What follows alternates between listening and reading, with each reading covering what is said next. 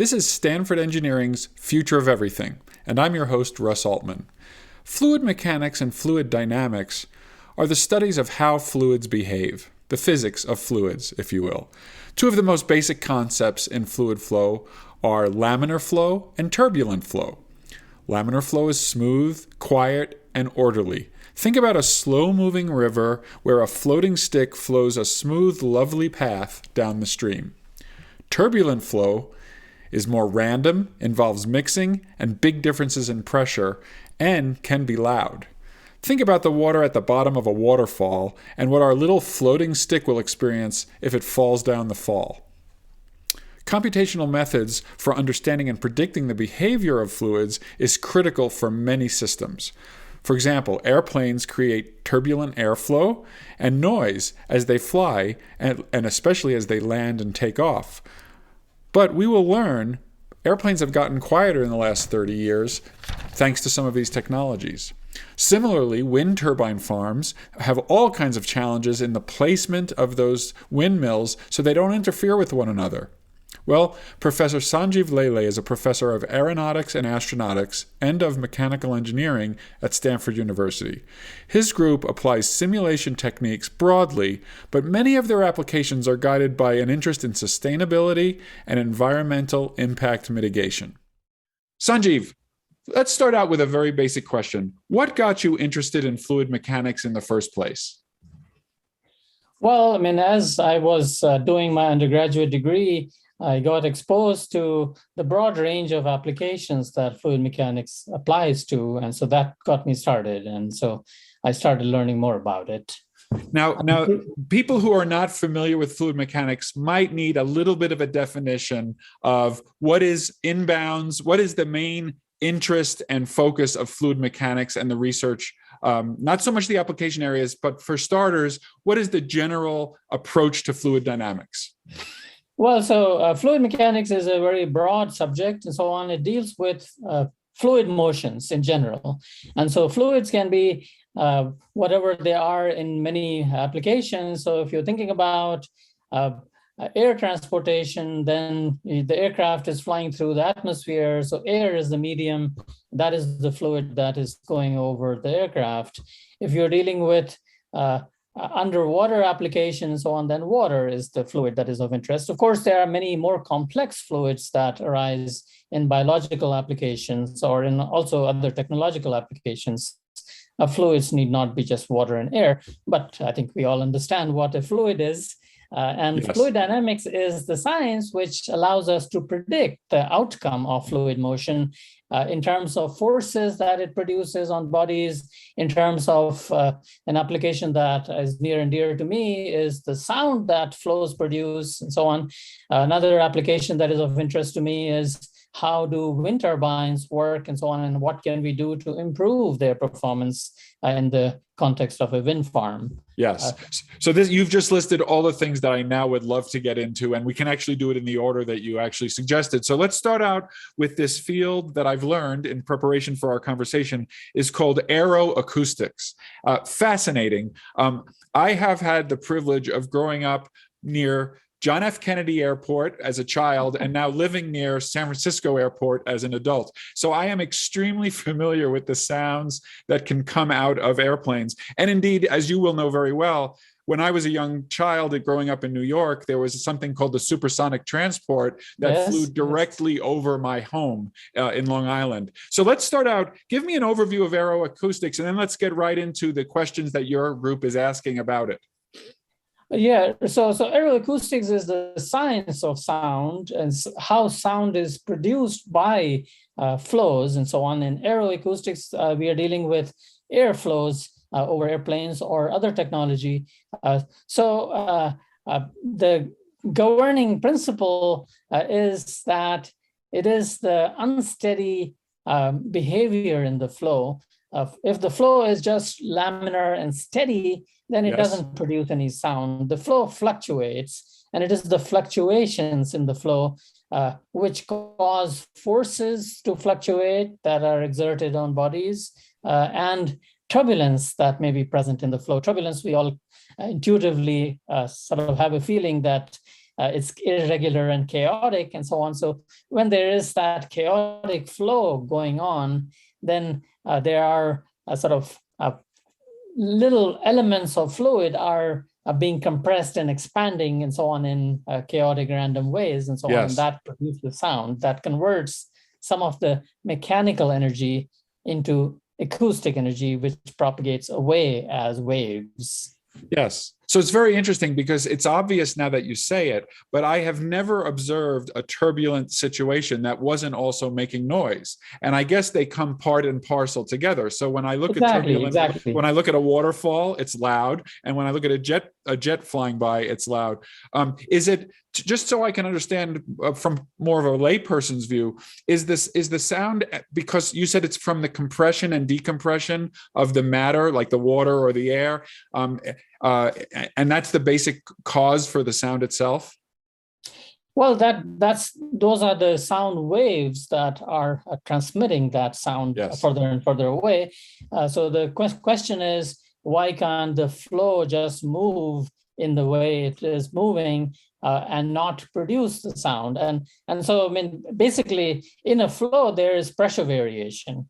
You can imagine that the pressure is higher, that pushes the fluid towards the region of lower pressure. And so as the pressure is changing, fluid is also expanding and shrinking in response to pressure. And so that's essentially creation of sound. I've very simplified the picture and so on, but I think intuitively that would be a way to think about it. So I think I know enough to know that there's a different set of issues for jets that are subsonic versus jets that are supersonic. So let's start with normal jets that we're seeing in 2022, because I know that one of your interests is, I believe, tell me if this is wrong, not only understanding where this sound comes from, but if there are ways to make it less noisy, because of, as you know, people who live, like I have for my entire life, near airports care about this. What are the opportunities to use knowledge of these flows and these sounds to actually change how things work today? Right. So again, I think we should think about subsonic applications where the flow is moving at a speed which is smaller than the speed of sound, and other situations where it is supersonic, because the character of some additional processes that produce sound arise in supersonic flows, which don't exist for lower speed flows. So you were asking about opportunities for impacting the design so that the flows produce less noise. And one very popular way, which has been key to the success of aviation over the last many decades, is that it's been possible to have bigger engines that are able to power larger airplanes, carry more passengers, but at the same time, the sound that they produce has gone down. So if you go back to the beginning of the jet age, from 707 down, so you may have experienced this. Yes, I did. Living close to JFK, that although the traffic has grown a lot, the noise has actually gone down. And the reason that has been possible is because the jet engine diameters, the size has grown, which means that the speed of the exhaust has gone down. And for jet noise, a very critical parameter is the speed of the flow. So if you can produce the power that you need in order to lift the airplane up and so on and propel it forward, while at the same time keep the velocity of the flow smaller, then you have a winning combination. You can produce more thrust, but less noise. That really does make sense. So these big engines with the big diameters, they're able to move the same amount of material, but they can perhaps move it at lower speeds. That's right. They have the same thrust or same momentum that is being pushed, but they have smaller velocity, and so noise is less for that reason. Does the design of the airplane itself also impact the noise, or is that a relatively minor component of the noise? Well, so the design of the airplane does make a difference to the noise, but it makes a bigger difference to the noise of the landing configuration. So when airplane is coming down to land, then it has these high lift systems that are deployed and the landing gear deployed and so on. And those are different noise sources than the engine noise, which is dominant when the aircraft is taking off. Yes. Other thing I would mention, an opportunity to reduce noise. You may have seen in the last 10 or so years, you see these chevrons where the nozzle at the back end of the nozzle engine is not just straight, but has some shape to it, some wavy pattern to it, and so on. And it's basically tailoring the mixing of that jet with the surrounding in a more regular way. And so if you can make the flow more regular, you're kind of calming it down in some way, and so on. And so that helps. And for those of us who want to go look for these immediately after this conversation, this is at the very tail end of the plane. Is that where we see this chevron? Right. So the engine nozzle at the back. So on a 777, you can see this 787. You can see it, and so on. And so these are already flying on. But the important point that I hear you making here is that the way that the exhaust from the nozzle of the jet, the way it interacts with the air in the atmosphere, that can be a very startling interaction. And if you can figure out a way to make it a little bit, I guess, laminar or less turbulent, you'll get a little bit less noise. Is that the idea? Well, to make it more orderly, and so on. Orderly. So, I mean, the way the jet exhaust interacts with the surrounding air is turbulent. Right. There's intense shear between the jet flow and the surrounding, and it's highly turbulent. But by shaping the jet exhaust in particular ways, one is able to control the scale at which that turbulence arises, and so on. And human ear is very sensitive to sort of the frequency range of around 2 to 4 kilohertz and so on. So if you can push the sound to higher frequencies, the annoying sound to higher frequencies, it may be equally loud, but we hear it less. Great. So it'll bother the dogs, but not the humans, maybe. Let's just spend a moment. Forgive me for that. But let's spend a moment on supersonic, because we don't actually see as much. I mean, I certainly don't. I was seeing supersonic twice a day for my entire childhood. But I know people are very curious about these sonic booms that you sometimes see at air shows. And can you just give us a quick tutorial about what's going on there? And I know it's very different from what we've just been discussing. Well, so the supersonic aircraft have a jet exhaust, which is supersonic, going faster than the speed of sound. And so when a flow is supersonic, then it can actually trap waves that are inside the jet and not coming outside. And so then turbulence interacts with these waves that are trapped in the supersonic portion of the jet. It's like standing waves. And if the water is moving fast, you may have observed it. And you have a stone in the shallow water, which is, say, moving fast, you see patterns that are kind of stationary in the stream. Yes. Which are waves that are fixed, and they are like a supersonic trapped wave inside a jet. But turbulence then interacts with it and jiggles it and so on. And so there's additional noise that is produced by the interaction of turbulence with shocks in a supersonic jet. I see. And so that makes a lot more racket, lot more annoying sound. And I don't even know, is it a current research question to try to reduce that sound, or is that just not something that enough people care about? Well, interestingly, it is. And the reason it is that although military aircraft that are using these supersonic engines and so on, engines with supersonic exhaust, they are not subject to the noise regulations that the civilian aircraft are. But over the years, the noise of military aircraft have not gone down, and in fact have gone up, because on the defense side, one is always pushing for greater performance, greater agility, and things like that, and so on. And so what has happened is that on aircraft carrier decks from which these fighter aircraft take off, there are ground personnel that have to give the final clearance for the aircraft to go, or when it is approaching for it to land. And it is these personnel, they're being exposed to these very high levels of noise. And so their hearing is being damaged in the process. And so that has really created very significant interest in methods that could reduce the noise of military aircraft as well. This is The Future of Everything with Russ Altman. More with Sanjiva Lele next on SiriusXM Business Radio Channel 132. Welcome back to The Future of Everything. I'm Russ Altman, and I'm speaking with Professor Sanjiva Lele of Stanford University. In the last segment, Sanjiv explained how fluid mechanics impacts the generation of sounds from both subsonic and supersonic airplanes.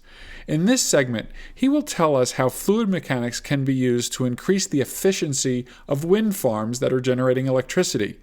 He also describes how improved simulations will require a next generation of computers may be specifically built to do the types of computations that his group performs.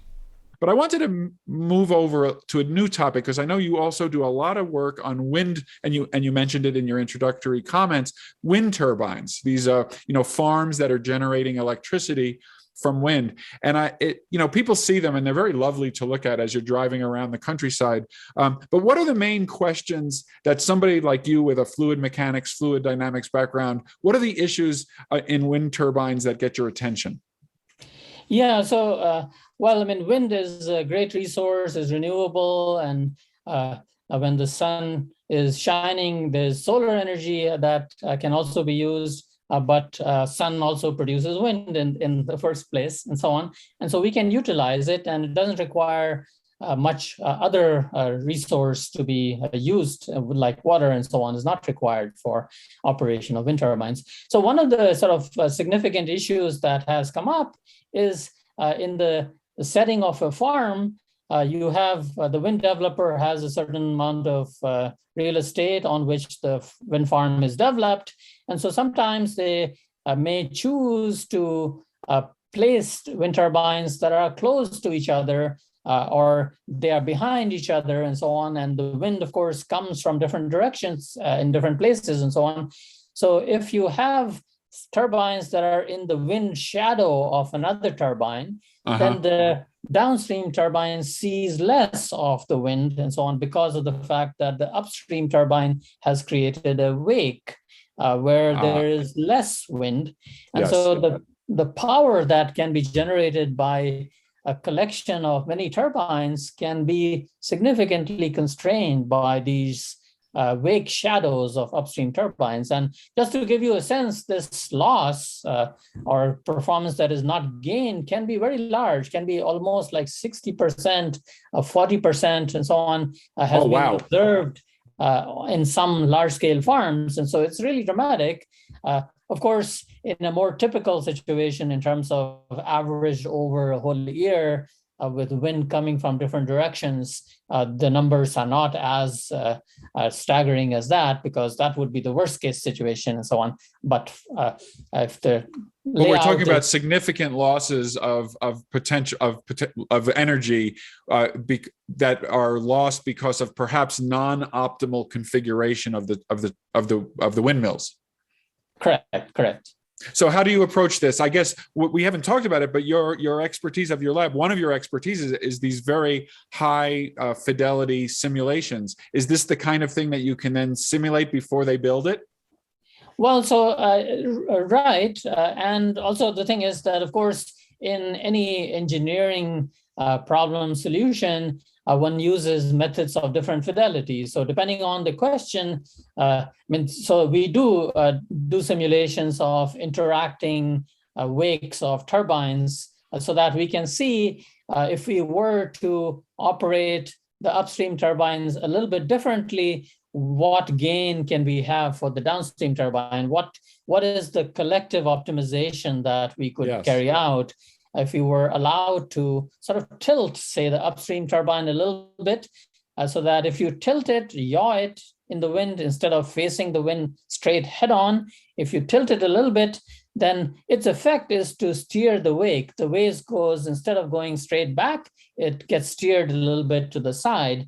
And so if the downstream turbine is just a little bit, just misses the wake, that's enough to have the performance gain that otherwise you would have lost, and so on. So we've been sort of working on these ideas of, I mean, in a real farm, of course, you cannot do large-scale, high-fidelity simulations. It has to be fast. Right. And so you need reduced order models that capture it so that they can actually be applied in real time.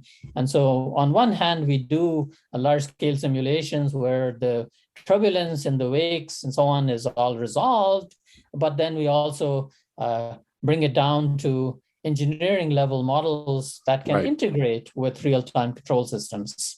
And I would guess, I mean, tell me if I'm wrong, I would guess that the companies that build these turbines and then install them would be extremely interested in having access to some of these models. Is the vision that you would have models that are almost like plug and play, where a manufacturer could work with a customer and say, okay, we're going to use Dr. Lele's model and we're going to get you the best configuration? Or is that far off, or just not going to happen for some other reason? No. So well, I mean, I think we are working with wind operators and so on for this. But I think the thing to keep in mind is that wind operators and so on, they have their proprietary information and so on. And they don't want to share that technology with other wind developers and so on. There are a number of companies and they have their own sort of proprietary things and so on. What we are doing, of course, is open research and so on. It's available to everyone. The techniques we develop are available to everyone and so on. And so if they're interested in collaboration, because the other aspect is that wind turbines, they want to be sure that anything they do in terms of change in the way they operate doesn't hurt the performance of the turbine over the long run. Because once you install it, you want to be able to use it for 10 years, 15 years, and so on. And so they want to make sure that there's no additional mechanism that would cause some degradation of the performance and so on. So they are kind of risk averse, but I think in working with them, if they see that, okay, they can evaluate the technology on machines that have been already operational for some years and so on. They can take a risk with hardware that has been out there for many years already. And then once it's proven there, then they could apply it to newer machines. Yeah, no, what you're saying makes sense. For example, in the example that you gave of the yaw, introducing some yaw, that might create pressures on the hardware that would change the wear pattern on the bearings and all that. And so they have to be very careful that they don't cause their machines. Okay, well, in preparing for our conversation, I noticed that you wrote a paper about the interaction of wind turbine performance with the rotation of the Earth. And I'm wondering if you could just tell us what that paper was all about, because I was very surprised that an issue like the rotation of the Earth might actually impact a wind farm, but I guess I shouldn't have been surprised. Can you give a little thumbnail sketch of what that was all about? Well, so yes, that may seem surprising. And if the wind turbine is small, then the Earth's rotation would not be expected to have any impact on its performance or the wake of it and so on. But over the years, in recent times, these wind farms have become quite large. The individual turbines themselves have become fairly sizable and so on, where the hub height is like 100 meters. The biggest blades are like 140 meters and so on. Wow. Huge, all I can say is wow. And so those machines are spinning and so on. And the turbines may be spaced by maybe 8 diameters apart or 10 diameters apart and so on, depending on the land cost and so on. And so the overall farm size can be quite large. And so it is at the farm scale that it's like in weather, small scale weather, the wind that we feel as individuals on the scale of an individual or on the scale of hundreds of meters, the effect of Earth's rotation is not appreciable, it's negligible. Right. But when you go to scales that are approaching kilometers and many kilometers and so on, that's sort of getting into the range of mesoscale. And as in weather, mesoscales and bigger scales are significantly affected by Earth's rotation and so on. And this paper showed some of those effects, I presume. It showed that an approximation that is commonly made, and sometimes we call it traditional approximation, where at any point on the Earth where we're trying to describe the flow, we take only the component of Earth's rotation which is normal to the ground, but Earth's rotation is along the north-south axis. Yes. It's not necessarily normal to the ground, if you imagine. So it has a horizontal component, and this effect is generally ignored. And it is okay for very large-scale applications, but is not okay for the applications that this sits in. Great. Well, in our final minute, I just wanted to ask you about what's the future look like for your field? What are the big challenges, and what are you most excited about when you go into work in terms of the new technologies that you're developing and their applications? So, one area that I'm very excited about working further on is how can we impact energy systems of the future using fluid dynamic simulations. And so one key difference in terms of these future technologies is that they may use fluids that are more complex than the fluids that have been used, and the pressure and temperature ranges over which the energy cycles operate will involve more complex thermodynamic effects that need to be taken into account while we describe the turbulent flows that are encountered and so on. So we are developing simulation methodologies that can handle thermodynamic complexity along with turbulence that is going to be expected in energy conversion devices in the first place. And the other direction that is very common in the field of high-fidelity simulations is exploitation of new computer architecture. And there has been a significant switch from CPU-based computing to GPU-based computing, and we don't know really where exactly what the shape of the future would be. And it's imagined that there will be hybrid systems. There will be processors that are dedicated to particular tasks and other hardware and so on. So to have flow simulation technology which can handle this kind of heterogeneity and so on. Right. And so you don't have to rewrite a new code, a new solver every time the computer hardware changes and so on. So this is something that we are doing in collaboration with colleagues in computer science who have the domain expertise in terms of future hardware and future sort of software for execution of scientific programs and so on. So we're working with them to make sure that the software we are developing would work on sort of a variety of platforms. CPU computers of the future. Yes. Well, computers affect us all in so many ways, from our phones to sort of the tools that we use in our scientific life. Thanks to Sanjiva Lele. That was the future of fluid mechanics. You have been listening to The Future of Everything with Russ Altman on Sirius XM Business Radio, Channel 132.